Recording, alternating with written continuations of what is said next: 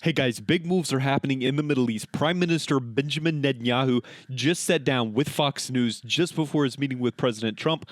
What he said, guys, could reshape the entire region. I want y'all to see this clip. Check it out. I want to start by asking you if you've seen this 21-point peace plan and if you plan to declare support for it at the White House tomorrow. Well, we're working on it, Jackie. It's not been finalized yet, but we're working with President Trump's team, actually as we speak, and I hope we can make it a go because we want to free our hostages. We want to get rid of Hamas rule and have them disarmed, Gaza demilitarized, and a new future set up for Gazans and Israelis alike, and for the whole region. According to some reports, if Israel and Hamas agree to this plan, the war would immediately end. The IDF will gradually withdraw from the Gaza Strip. All hostages will be returned within 48 hours. And then after that, Israel would free 1,000 Palestinian prisoners and aid will surge immediately. But Hamas members who choose to stay would get amnesty. And in your speech to the UN, you didn't indicate that amnesty is in the cards. Listen to this. The final remnants of Hamas are holed up in Gaza City. They vow to repeat the atrocities of October 7th again and again and again, no matter how diminished their forces. That is why Israel must finish the job. Will you agree to amnesty for Hamas? Well, I think the details of this have to be worked out. But in previous statements, I said that if Hamas leaders, for example, are escorted out of the country, if they finish the war, release all the hostages, we let them out. That is something that I've said in the past, but it has to be worked out. All of that, I think, is part of the plan. I'm not going to preempt it because we're having these discussions exactly right now. How many Hamas fighters do you estimate are left? Is it more than before the war started? No, it's considerably less. But as we decimated them, what they did was they stole the food that we were giving to Gazan civilians, hiked up the prices, and then used it to fund the recruiting of replacements. And the replacements could be 14, 15-year-olds. That's what they're doing. I mean, they're actually blackmailing Palestinian families to give them their kids in order to fill the ranks that have been decimated by us. But no, It's not the same number at all. And by the way, you have Gazans now fighting Hamas. And say we've had enough of this. We have to have something else. And they're fighting Hamas. They're killing Hamas. Some of them are dying in the process because they've had enough. And I fully understand them. Some of the reported plan also touches your red lines. In the beginning, a temporary group of Palestinian technocrats supervised by the U.S. would administer Gaza's services and fund its redevelopment until the Palestinian Authority has completed its reform program. But just days ago, you indicated you would not accept any future role for the Palestinian Authority. I want to play what you said at the UN. I hear from the Western leaders. They tell me, the PA promised us it will reform. Yeah, right. Giving the Palestinians a state 1 mile from Jerusalem after October 7th is like giving Al-Qaeda a state 1 mile from New York City after September 11th. This is sheer madness. It's insane, and we won't do it. Is that still a red line for you? Yeah, I haven't changed my positions, and I think that the credibility or the likelihood of the things, a reformed Palestinian Authority that changes completely its stripes, that accepts a Jewish state, that teaches its children to embrace coexistence and friendship with the Jewish state rather than living their lives in order to annihilate it and perhaps committing suicide bombs. Strapping suicide bombs in order to get it, and all these other things. Pay for slay, they pay terrorists to murder Jews, and the more Jews they murder, the more they pay. If all of that is turned on its head, there's a tremendous transformation. Well, good luck. Some people will believe it happens. I don't think it's going to happen. Guys, you heard it right there. We're going to talk about it, but you don't want to miss the rest of this video because Netanyahu, some of the things he says later on in this clip, absolutely crazy. But you heard it right there. Netanyahu isn't budging on who governs Gaza. He's flat out rejecting the idea of putting the Palestinian Authority back in charge, comparing it to handing al-Qaeda a state after 9/11. That's a bold stance, but it's one that shows just how serious he is about securing Israel's future. And I think it was an analogy that really resonated with those that were listening to him. Guys, if you appreciate leaders who refuse to cave under pressure, do me a favor right now. Hit the thumbs up, like button. It helps push this video out so that more people can see the truth, guys. I couldn't do without everybody that's watching the video, guys. Subscribe if you're not a subscriber. I appreciate everybody. Let's continue on with this interview. I want to ask also about the point of the plan that calls for Israel not to carry out any future strikes in Qatar. The strikes caused some deep frustration at the White House and with Arab states in the region. None of the Hamas leaders that were targeted were actually killed. Do you still believe that those strikes in Qatar were worth it? Look, I think that the United States and any self-respecting country doesn't give a pass to terrorists, and of course we weren't attacking Qatar any more than you were attacking Pakistan. When you took out bin Laden, you went after bin Laden, not Pakistan. But these things, again, will be worked out because our goal was that. Our goal was Hamas, not anything beyond it. I think we can work out an understanding on this. In any case, I don't think it's, I think it's common sense. Everybody understands that. But even those who protest against it. There are some indications, though, that it has jeopardized one of President Trump's legacy achievements, the Abraham Accords. You had the UAE, which normalized relations with your country under President Trump's first term, calling the strikes a grave breach of international law and the UN Charter, an irresponsible escalation that threatens regional and international peace and security. Are you saying that eradicating Hamas is more important than the Abraham Accords? No, I think the Abraham Accords brokered by President Trump with me and the leader of the UAE, I think they've been remarkably resilient and strong. We've been now through 2 years of war, and they've held up very well. We've got commerce going both ways. We've got Israelis just going back and forth to the Gulf states. We have cooperation between our two countries. It's very strong. And I think that the defeat of the Iran terror axis and the defeat of Hamas and the ending of the hostage situation in Gaza will improve it even further. I think there are many possibilities for peace, which I'm discussing with President Trump and his team, and we plan to seize them. I think you'll see that not only are the Abraham Accords not endangered, they'll be expanded to other countries. Did Israel provide any warning to the U.S. about these strikes? Well, I said it was a wholly independent Israeli operation. You know, we initiated it and we conducted it, and that hasn't changed. It's a simple truth. If you felt that it was going to ultimately help your position to bring the war to an end, why not coordinate with the U.S.? Well, I'll just repeat what I said. It was a wholly independent operation initiated by us and conducted by us, and us alone.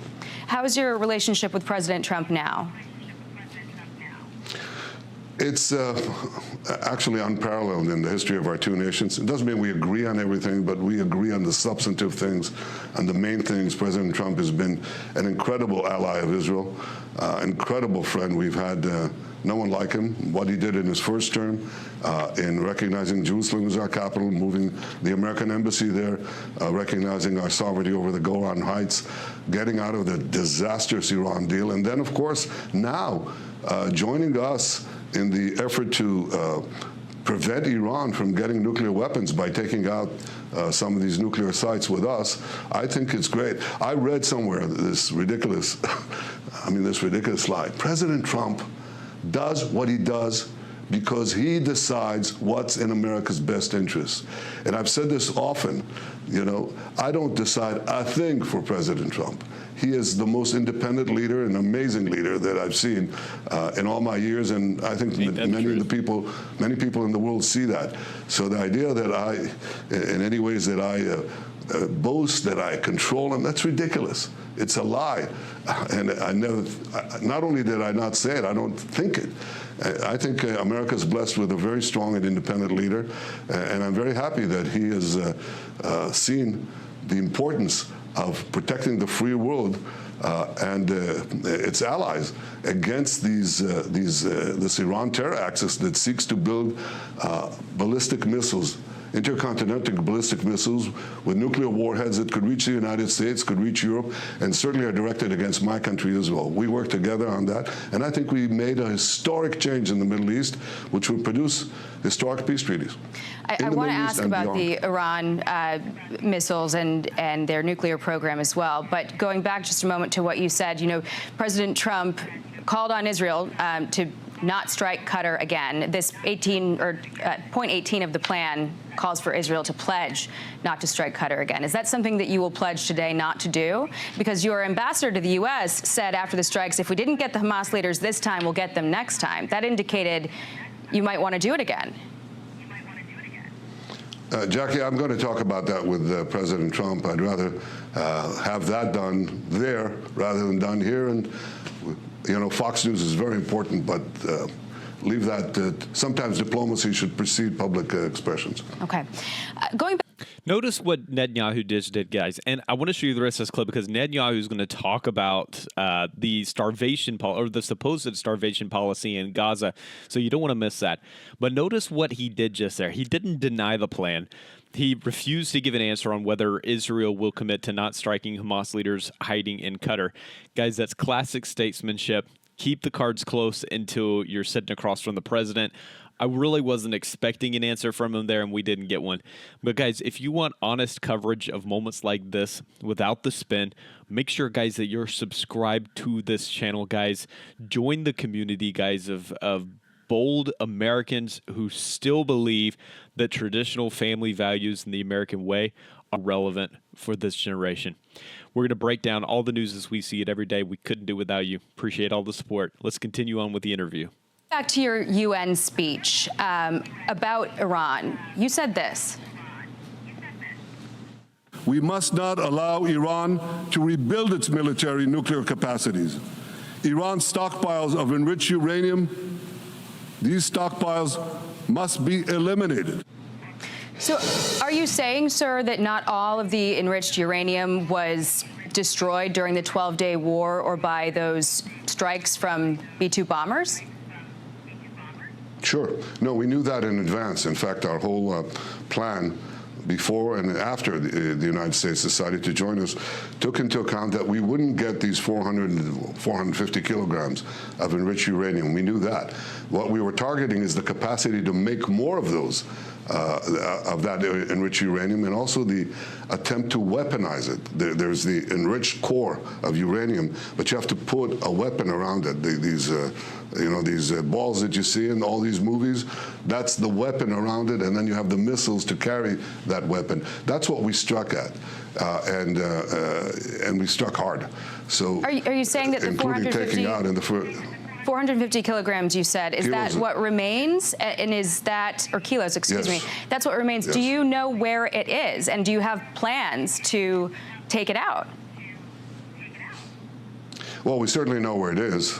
We have a pretty good idea where it is. And we share that, the U.S. and we share that information with each other. But, of course, and it's a very good relationship in that sense, too. But, look, I think we have to apply all the pressures to prevent Iran from resuming that program. And they're going to try. And I think what happened, I called it the UN. What happened at the UN after I called for the renewal of the sanctions against Iran. It's called the snapback sanctions. They were actually snapped back in the last 24 hours. And that actually is a good thing that happened. Not many good things happen in the UN. And as far as Israel is concerned, every day brings more and more vilifications, lies, and bad things. But this was a good thing, and I'm glad we have it. So, yeah, we have to keep up the diplomatic and economic pressure on Iran to make it making it clear that we will not tolerate a resumption of their efforts to build nuclear bombs to destroy my country and yours. going back to what you said at the UN, you did push back on claims that Israel has had a starvation policy in Gaza. But for 2 months this year, all aid into Gaza was blocked. You control the borders. You've seen the images. Do you take any responsibility for the humanitarian situation there? I think it's all should be laid to at the feet of Hamas. Why did we have the problem of feeding the Gazans? Because, as I said, the Hamas looted at gunpoint, killed the drivers, took over these trucks, and took the food for itself, took the main chunk for itself, and left the crumbs at exorbitant prices for the Palestinian people. So that created deprivation. What we tried to do is to build distribution points that would go around this Hamas robbery, these Hamas thieves, and we put these distribution points along the Gaza Strip. It was manned by Americans, actually, by American companies, and said, here, try to provide the food that way, not in order to deprive the Palestinians, but to get food to the Palestinians, as we've been doing since the beginning of the war and before the looting came in. That, unfortunately, didn't work. That's why you had the deprivation, because Hamas attacked those distribution points too. So we didn't get it from the trucks because we didn't want them looted. We wanted to get it through the distribution points, American manned distribution points. They shot there too. I mean, so they created this whole deprivation, and of course laid it at Israel's doorstep, and the international media bought it hook, line, and sinker. I mean, it's just ridiculous. The whole thing is absurd. Couple final questions. We've pushed, Jackie, just a point, we pushed 2 million tons of aid into Gaza from the beginning of the war. That's 1 ton of aid per person, man, woman, child, per day. And that is amazing. That's actually 3,000 calories per person per day, and that's less. It's not starvation. It's the opposite of starvation. So the simple answer is there was never a starvation policy, and there never will be a starvation policy. Wow, guys. Netanyahu just pushed back hard on the starvation policy narrative, pointing the finger directly at Hamas for stealing aid and creating deprivation. Guys, yet the international media continues to blame Israel. That right there shows you how skewed the reporting has been, not just in America, but worldwide. Let me know what you think, guys. Should the world hold Hamas accountable for Gaza's suffering? Drop your thoughts down in the comments below. Let's finish out this clip. No starvation policy, but you're not denying that there is starvation in Gaza, correct? No, I am saying actually there was no starvation, there was deprivation. Okay. That's true. You know the first thing we do when we take prisoners, because we're in a battle, we take prisoners, thousands of them, Palestinian prisoners. We want to sift out, who's the terrorist, who's not. And what's the first thing you do when you take a Palestinian prisoner? They might be wearing a suicide vest, and they could explode you, right? So what you do is you ask them, take your shirt off. Now, we've got thousands and thousands of photographs throughout the war, including in the recent times, okay? You won't see a single emaciated person there. A single emaciated person there. What is your estimate, but sir, of course, of the death toll between combatants and civilians? Because I understand that we have numbers from the Hamas-run Ministry of Health, but what is Israel's estimate? Our estimate at most is it's considerably less than 2 to 1, which is actually almost a historic low in urban warfare. And sir, that's about it. It's been bigger. It's been bigger in Fallujah and Afghanistan and elsewhere, much bigger. So we're taking a lot of care not to hurt civilians. Thank you, sir. And finally, because we're almost out of time, do you still believe that 20 hostages are still alive? Yes, I do. I do. And we're committed to get them out. Every last one of them, including the deceased hostages. I think it's outrageous that they're holding these people. They've held grandmothers and their grandchildren hostage. Who does that? I mean, these are monsters, and they have to. Every nation now in the world has to say one thing to Hamas. Release the hostages, all of them, and lay down your arms. And if you do that, the war can come to an end immediately. This interview right here, guys, shows us the crossroads that we're standing at. On one side, the U.S. and President Trump are pushing a 21-point peace plan that could end the war in Gaza. Hostages released, the IDF pulling back, aid flowing in. On paper, it sounds like the pathway to peace. But Netanyahu is making it very clear peace cannot come at the cost of Israel's security. He's not willing to hand Gaza over to the same Palestinian Authority that pays terrorists to kill Jews. He's not willing to pretend Hamas can coexist peacefully when they've openly vowed to repeat October 7th again and again. And he's not willing to accept international pressure that forces Israel to live under the shadow of terrorists. That's why this interview that we just watched matters so much. It highlights the tension between America's push for a quick deal and Israel's determination to finish the fight against Hamas once and for all. And it really raises a bigger question for us here in the United States. Will our leaders continue to stand firmly with Israel, or will they pressure our strongest ally into dangerous compromise? Guys, we can't forget Iran. Netanyahu confirmed that Iran still has enriched uranium, and their nuclear ambitions are far from dead. Both Israel and America are working to stop them. That threat right there is real, not just for Israel, but for us too, guys. Iran's missiles can reach Europe and eventually the United States. If they succeed in going nuclear, the entire free world is at risk. So here's the bottom line, guys. Peace in the Middle East cannot be built on appeasing terrorists.